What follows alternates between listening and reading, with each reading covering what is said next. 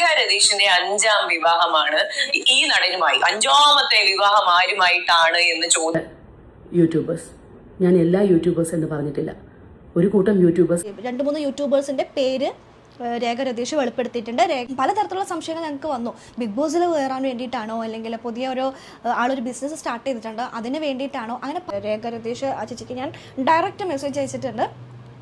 ആളോടും പറഞ്ഞിട്ടുണ്ട്, 1, 2, 3, 4 വിവാഹം കഴിച്ചു എന്ന് വെച്ചിട്ടുണ്ടെങ്കിൽ നിങ്ങൾക്കെന്താ, അവർക്കെന്താ, അത് അവരുടെ ജീവിതമല്ലേ. അത് അവരുടെ മകൻ കാണത്തക്ക രീതിയിൽ ഇങ്ങനത്തെ വളരെ മോശമായിട്ടുള്ള വാക്കുകൾ, സാരി ഉടുക്കുന്ന അങ്ങനത്തെ പറഞ്ഞാൽ വളരെ മോശമായിട്ട് എന്താ പറയുക, ഒരു ഫെയിമിന് വേണ്ടി ചെയ്തതാണോ എന്നുള്ളൊരു തോന്നൽ നമുക്കുണ്ടായി. പിന്നെ ആൾ പുതിയൊരു ബിസിനസ്സും കാര്യങ്ങളൊക്കെ സ്റ്റാർട്ട് ചെയ്യുന്നുണ്ട്. അപ്പോൾ അതിൻ്റെ കാര്യങ്ങളൊക്കെ നടന്നുകൊണ്ടിരിക്കുകയാണ്. ഇനി അതിന് ഇതൊരു ആരും പറഞ്ഞും കേട്ടില്ല, കണ്ണിലും പെട്ടില്ല.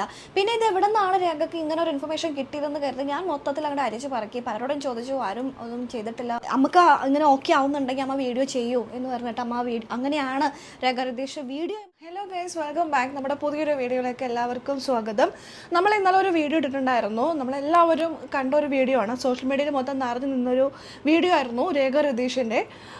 രേഖ രതീഷ് കഴിഞ്ഞ ദിവസം ഒരു വീഡിയോ ആയിട്ട് എത്തിയത് ഇങ്ങനെയാണ്: തന്നെ ഈ കേരളത്തിൽ ജീവിക്കാൻ അനുവദിക്കുന്നില്ല. തന്നെ മാത്രമല്ല 9 വയസ്സിലോ 9ാം ക്ലാസ്സിൽ പഠിക്കുന്ന തൻ്റെ മകനെയും തന്നെയും ജീവിക്കാനായിട്ട് അനുവദിക്കാതെ ചില യൂട്യൂബേഴ്സ്, ഒരു കൂട്ടം യൂട്യൂബേഴ്സ് തന്നെ അപകീർത്തിപ്പെടുത്തുന്ന രീതിയിലുള്ള വീഡിയോസുമായിട്ട് വരുന്നുണ്ട്. തനിക്ക് ഇവിടെ ജീവിക്കാൻ പറ്റുന്നില്ല എന്ന് പറഞ്ഞുകൊണ്ട് നമ്മുടെ ബഹുമാനപ്പെട്ട മുഖ്യമന്ത്രി പിണറായി വിജയൻ സാറിനോട് ഒരു റിക്വസ്റ്റുമായിട്ട് ഒരു വീഡിയോ ആയിട്ട് ആൾ വന്നിട്ടുണ്ടായിരുന്നു രേഖ രതീഷ്.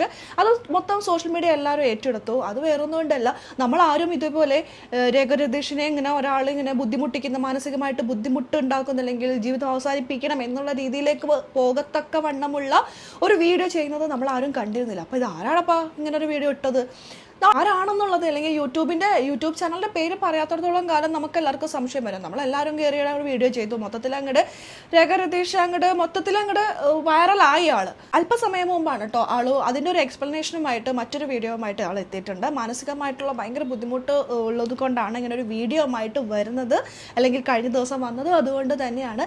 പക്ഷേ ഏതൊക്കെ യൂട്യൂബേഴ്സാണ്, അല്ലെങ്കിൽ ഏത് യൂട്യൂബറാണ് തന്നെ ഇങ്ങനെ ബുദ്ധിമുട്ടിച്ച് എന്നുള്ളൊരു കാര്യം ആ വീഡിയോയിൽ പറഞ്ഞിട്ടുണ്ടായിരുന്നില്ല. ഒരുപാട് യൂട്യൂബർ ഉണ്ടായിരുന്നു, അതുകൊണ്ട് പേര് പറയാൻ പറ്റിയില്ല. ആരൊക്കെയാണെന്നുള്ളത് 2-3 യൂട്യൂബേഴ്സിന്റെ പേര് രേഖ രതീഷ് വെളിപ്പെടുത്തിയിട്ടുണ്ട്. രേഖ രതീഷിന്റെ നാവിൽ നിന്ന് തന്നെ നമുക്ക് ആ ഒരു പേരുകൾ കേൾക്കാട്ടോ. അതുപോലെ തന്നെ പ്രിയപ്പെട്ട യൂട്യൂബേഴ്സ്, ഞാൻ എല്ലാ യൂട്യൂബേഴ്സ് എന്ന് പറഞ്ഞിട്ടില്ല, ഒരു കൂട്ടം യൂട്യൂബേഴ്സ് എന്നാണ് ഞാൻ പറഞ്ഞിരിക്കുന്നത്. മേ ബി അപ്പോഴത്തെ മാനസികാവസ്ഥ എന്നെ ചിലപ്പോൾ അങ്ങനെ ആയിരിക്കാം പറയിപ്പിച്ചത്. അതാരെങ്കിലും നോവിച്ചിട്ടുണ്ടെങ്കിൽ ഞാൻ മാപ്പ് ചോദിക്കുന്നു, ക്ഷമ ചോദിക്കുന്നു. മനഃപൂർവ്വം ചെയ്തതല്ല ആ വീഡിയോ. ഒരു കൂട്ടം യൂട്യൂബേഴ്സ് എന്നാണ്. ഒരു കൂട്ടം യൂട്യൂബർ എന്ന് പറയുമ്പോൾ വീഡിയോ ചെയ്യുന്ന ഒരുപാട് പേരുണ്ട്. അപ്പോൾ അവരെല്ലാവരും ഇതിൽ പെടും. അപ്പോൾ ആ പേര് പറഞ്ഞിട്ടുണ്ടായിരുന്നില്ല, അതുകൊണ്ട് തന്നെയാണ് എല്ലാവരും കയറി റിയാക്ട് ചെയ്തത്. രേഖ രതീഷ് സത്യത്തിൽ പറഞ്ഞ പൊങ്കാലിടുമായിരുന്നു എല്ലാവരും. പലതരത്തിലുള്ള സംശയങ്ങൾ ഞങ്ങൾക്ക് വന്നു. ബിഗ് ബോസിൽ കയറാൻ വേണ്ടിയിട്ടാണോ, അല്ലെങ്കിൽ പുതിയ ആളൊരു ബിസിനസ് സ്റ്റാർട്ട് ചെയ്തിട്ടുണ്ട് അതിന് വേണ്ടിയിട്ടാണോ, അങ്ങനെ പല സംശയങ്ങളും ഉണ്ടായി. ഇപ്പോഴാണ് ആളൊരു ഒരു എക്സ്പ്ലനേഷനായിട്ട് വന്നപ്പോഴാണ് കാര്യം മനസ്സിലായത്. തെറ്റുകൾ പറ്റും. ആൾ ആ ഒരു മാനസികാവസ്ഥയിൽ ഏത് യൂട്യൂബേഴ്സ് ആണ് തന്നെ മാനസികമായി ബുദ്ധിമുട്ടിച്ചെന്നുള്ളത് പറഞ്ഞിട്ടുണ്ടായിരുന്നില്ല.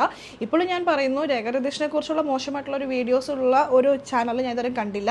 ഇതിൽ ഒരു ചാനലിൽ ഞാൻ കണ്ടായിരുന്നു, അത് ആൾ പറയുന്നുണ്ട് ആ ചാനൽ ഉണ്ട് എന്നുള്ളത്. ഏതൊക്കെ ചാനലാണ് ആളെ ബുദ്ധിമുട്ടിച്ചെന്ന് പറയുന്നത്. ഇപ്പോൾ എല്ലാ യൂട്യൂബേഴ്സിനോടും മാപ്പ് പറഞ്ഞിട്ടുണ്ട്. തൻ്റെ മാനസികാവസ്ഥ അങ്ങനെയായിരുന്നു. തൻ്റെ മകൻ പറഞ്ഞു അമ്മക്ക് ഇങ്ങനെ ഓക്കെ ആവുന്നുണ്ടെങ്കിൽ അമ്മ വീഡിയോ ചെയ്യൂ എന്ന് പറഞ്ഞിട്ട് അങ്ങനെയാണ് രേഖ രതീഷ് വീഡിയോയുമായിട്ട് നമ്മുടെ മുന്നിൽ എത്തിയത്. പക്ഷെ ആ സമയത്ത് ഏതൊക്കെ യൂട്യൂബർ ആണെന്നുള്ളൊരു പേര് പറഞ്ഞിട്ടുണ്ടായിരുന്നില്ല. അതാണ് ആൾക്ക് പറ്റിയ ഒരു അബദ്ധം. അത് വളരെ വലിയ രീതിയിൽ തന്നെ ആളെ നല്ല രീതിയിൽ എഫക്റ്റ് ആയിട്ടുണ്ട്. ഈ ദിവസം കംപ്ലൈൻറ്റും കാര്യങ്ങളൊക്കെ കൊടുത്തിട്ടുണ്ടെന്ന് പറയുന്നു. വളരെ നല്ല കാര്യം. നമുക്ക് ബാക്കിയുള്ളതും കൂടെ കേൾക്കാം. യൂട്യൂബർ എന്ന് പറയുമ്പോൾ എല്ലാവരും പെടുമല്ലോ. ഇതിൽ പെടാത്തവരെ എല്ലാവരോടും മാപ്പ് ചോദിച്ചുകൊണ്ടാണ് കേട്ടോ ആൾ എത്തിയിരിക്കുന്നത്. തെറ്റുകൾ പറ്റൂലേ, പാവം. ആ ഒരു സ്പോട്ടിൽ അമ്മ ആരോടെങ്കിലും പറഞ്ഞാൽ അമ്മയ്ക്ക് ആ പ്രഷർ മാറുന്നുണ്ടെങ്കിൽ ചെയ്യൂ എന്ന് പറഞ്ഞപ്പോൾ എനിക്ക് ആരും ഇല്ലാത്തതുകൊണ്ട് പെട്ടെന്ന് എൻ്റെ മുന്നിൽ വന്നത് മുഖ്യമന്ത്രിയായിരുന്നു. അതുകൊണ്ട് അതെൻ്റെ ലാസ്റ്റ് ഹോപ്പായിരുന്നു. അങ്ങനെയാണ് ഞാനത് ട്രൈ ചെയ്തത്. ഇൻസ്റ്റ മുഖേനയാണോ ഇത് അറിയിക്കേണ്ടതെന്ന് പലരും ചോദിച്ചു. ഇൻസ്റ്റ മുഖേന അല്ല എന്നുള്ളത് എനിക്കറിയാം. ഞാൻ പല പ്രാവശ്യം കമ്മീഷണർ ഓഫീസും പോലീസ് സ്റ്റേഷനും വർഷങ്ങളോളം കയറി ഇറങ്ങിയിട്ടുണ്ട്. എന്തുകൊണ്ട് എല്ലാവരുടെയും പേര് പറഞ്ഞില്ല എന്ന് വെച്ചു? 10-20 പേരുണ്ട്. ഞാൻ എങ്ങനെ പറയും? ഒരു വീഡിയോയിൽ പറയാൻ പറ്റുന്നല്ല, അതുകൊണ്ടാണ് പറയാതിരുന്നത്. 1, 2, 3 പേര് എന്നെ കൂടുതൽ ഹേർട്ട് ചെയ്തവരെ ഞാൻ പറഞ്ഞുതരാം. ഒന്ന് എ ബാക്ക് ഡിബേറ്റ് എന്ന് പറയുന്ന ഒരു ഇത്, അതുപോലെ തന്നെ മറുനാടൻ മലയാളി, സിനി ലൈഫ്. ഇതിൽ ഈ മറുനാടൻ മലയാളിയും സിനി ലൈഫാണ് ആദ്യം ഇതിൻ്റെ ഒരുപാട് മാസങ്ങൾ കഴിഞ്ഞ് വർഷങ്ങൾ കഴിഞ്ഞ് ഈ വിത്ത് പാകിയത്. അവിടെ നിന്നും തുടങ്ങിയതാണ് എന്നെ മാനസിക സംഘർഷത്തിലും വീണ്ടും ഒരു 14 വർഷം മുമ്പേ ആത്മഹത്യ ചെയ്യണമെന്ന് തോന്നിയ ഒരു രേഖയിലേക്ക് എത്തിച്ചത് എ ബാക്ക് ഡിബേറ്റ് എന്ന് പറയുന്ന ചാനലിലെ 2 പെൺകുട്ടികൾ വന്നിരുന്ന് പറഞ്ഞേക്കുന്ന ചില വാക്കുകളും പ്രസന്റ് ചെയ്തേക്കുന്ന രീതിയും ഹറാസ്മെന്റും നിങ്ങൾ കണ്ടു നോക്കൂ. ഒരു സ്ത്രീ എന്ന നിലയിൽ എനിക്ക് സഹിക്കാൻ പറ്റാവുന്നതിന്റെ അങ്ങറ്റമായിരുന്നു അത്. രേഖ പറയുന്ന ആ വീഡിയോ നമുക്കൊന്ന് കണ്ടു നോക്കാട്ടോ. രേഖ രതീഷിന്റെ 5ാം വിവാഹമാണ് ഈ നടനുമായി. 5ാമത്തെ വിവാഹം ആരുമായിട്ടാണ് എന്ന് ചോദിക്കുമ്പോൾ മുഖ്യധാര മാധ്യമങ്ങൾക്ക് അതിലൊരു ഇൻട്രസ്റ്റ് ഫാക്ടർ ഉണ്ട്, അതുപോലെ തന്നെ ആൾക്കാർക്കും ഉണ്ട്. തീർച്ചയായും ഇതാണ് രേഖ രതീഷ് പറഞ്ഞ ആ വീഡിയോ കേട്ടോ. ഇനി ബാക്കിയുള്ള ചാനലൊക്കെ ഞാൻ കയറി നോക്കിയപ്പോൾ ഒന്നും കണ്ടില്ല, ഒരു പക്ഷെ അവരൊക്കെ വീഡിയോസ് ഒക്കെ എടുത്ത് മാറ്റിയിട്ടുണ്ടാവുമായിരിക്കാം. എന്തായാലും വളരെ മോശമായിപ്പോയി. നമുക്ക് ബാക്കിയുള്ളത് കൂടി കേൾക്കാട്ടോ അവരേക്ക് പറയാനുള്ള. അതിനാണ് അങ്ങനെ ഒരു വീഡിയോ ചെയ്തത്. എന്റെ മകൻ ഇൻസ്റ്റയിൽ കണ്ടിട്ട് എന്നോട് വന്ന് ചോദിക്കുകയാണ്, സാരി മാറ്റുന്നത് പോലെ എന്ന് പറഞ്ഞാൽ എന്താ അമ്മ എന്ന് ചോദിച്ചാൽ ആ കുഞ്ഞിനോട് ഞാൻ എന്ത് പറഞ്ഞു കൊടുക്കണം? ബ്രദറെ, നിങ്ങൾക്ക് പറ്റുമെങ്കിൽ എന്റെ മകനോട് നിങ്ങളൊന്ന് പറഞ്ഞു കൊടുക്കൂ പ്ലീസ്.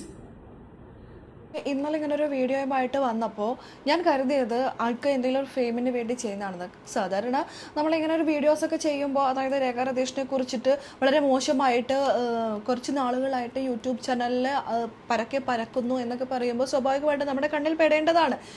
ഇതൊരാരും പറഞ്ഞും കേട്ടില്ല, കണ്ണിലും പെട്ടില്ല.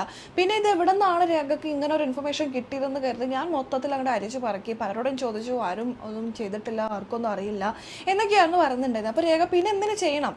അപ്പോഴാണ് പ്രഡിക്ഷൻ ലിസ്റ്റിലുണ്ട്, ഒരുപക്ഷെ ബിഗ് ബോസിലേക്ക് കയറാൻ വേണ്ടിയിട്ട് ആളൊരു ഫെയിമിന് വേണ്ടി ചെയ്തതാണോ എന്നുള്ളൊരു തോന്നൽ നമുക്കുണ്ടായി. പിന്നെ ആൾ പുതിയൊരു ബിസിനസ്സും കാര്യങ്ങളൊക്കെ സ്റ്റാർട്ട് ചെയ്യുന്നുണ്ട്, അപ്പോൾ അതിൻ്റെ കാര്യങ്ങളൊക്കെ നടന്നുകൊണ്ടിരിക്കുകയാണ്. ഇനി അതിന് വേണ്ടിയിട്ടാണോ എന്നുള്ള പല ചിന്തകളും നമുക്കും ഉണ്ടായി. ഇപ്പോൾ രേഖ എന്തുകൊണ്ട് പേര് പറയാൻ മടിച്ചു? പല യൂട്യൂബേഴ്സ്, ഒരു കൂട്ടം യൂട്യൂബേഴ്സ് എന്ന് പറഞ്ഞു.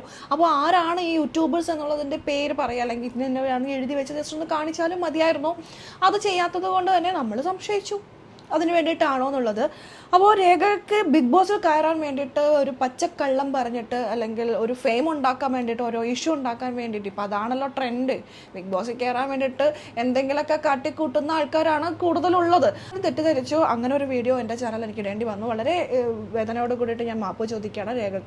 രേഖ രതീഷ് ആ ചേച്ചിക്ക് ഞാൻ ഡയറക്റ്റ് മെസ്സേജ് അയച്ചിട്ടുണ്ട്, ആളോടും പറഞ്ഞിട്ടുണ്ട്. പക്ഷേ സത്യം പറയാൽ അത് അങ്ങനെയാണ് കരുതിയത്. എന്തായാലും അതിൻ്റെ എക്സ്പ്ലനേഷൻ നമുക്ക് തെറ്റിദ്ധാരണ ഒരുപാടാവുന്നതിന് മുമ്പ് തന്നെ ആളൊരു എക്സ്പ്ലനേഷൻ വീഡിയോ ആയിട്ട് വന്നത് വളരെ നന്നായി. എന്തിനാണല്ലേ, അവരെങ്ങനെയല്ലെങ്കിൽ ജീവിച്ചു പോയിക്കോട്ടെ, അവർ 1, 2, 3, 4, 5 കെട്ടട്ടെ. ഇവർക്കൊക്കെ എന്താ, അവരുടെ ജീവിതമാണ്. ഇപ്പോൾ ചിലവർ ഒരു വിവാഹം കഴിച്ചു, വളരെ മോശമാണ്, അല്ലെങ്കിൽ ആ ജീവിതത്തിൽ മുന്നോട്ട് ഒരുമിച്ച് പോകാൻ പറ്റില്ലെന്ന് തോന്നിക്കഴിഞ്ഞാൽ വേറെ പിരിയണം. അല്ലാതെ അവിടെ കടിച്ചു തൂങ്ങി ജീവൻ തന്നെ ഇല്ലാതാക്കുന്ന അവസ്ഥയിലേക്ക് പോകേണ്ട ആവശ്യമൊന്നുമില്ല. ഇങ്ങനെയൊക്കെ കടിച്ചു തൂങ്ങി നിൽക്കും, അതിൻ്റെ ഒന്നും ആവശ്യമൊന്നുമില്ല. നമുക്ക് ഒരാളായിട്ട് പൊരുത്തപ്പെട്ടു പോകാൻ പറ്റില്ല എന്നുണ്ടെങ്കിൽ പരസ്പരം പറഞ്ഞ് പിരിയാം.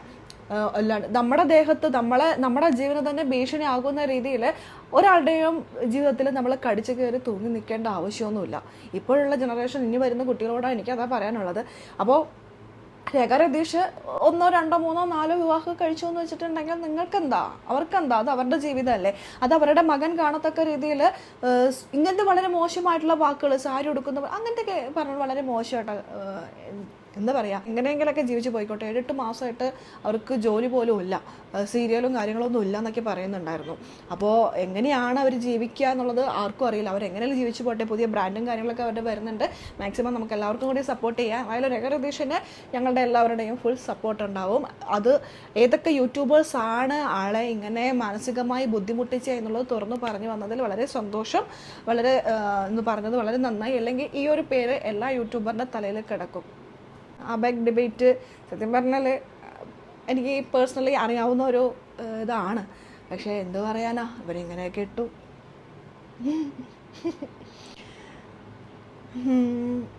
ശരി കേട്ടോ, നമുക്കിനി അടുത്ത വീഡിയോ ആയിട്ട് കാണാം.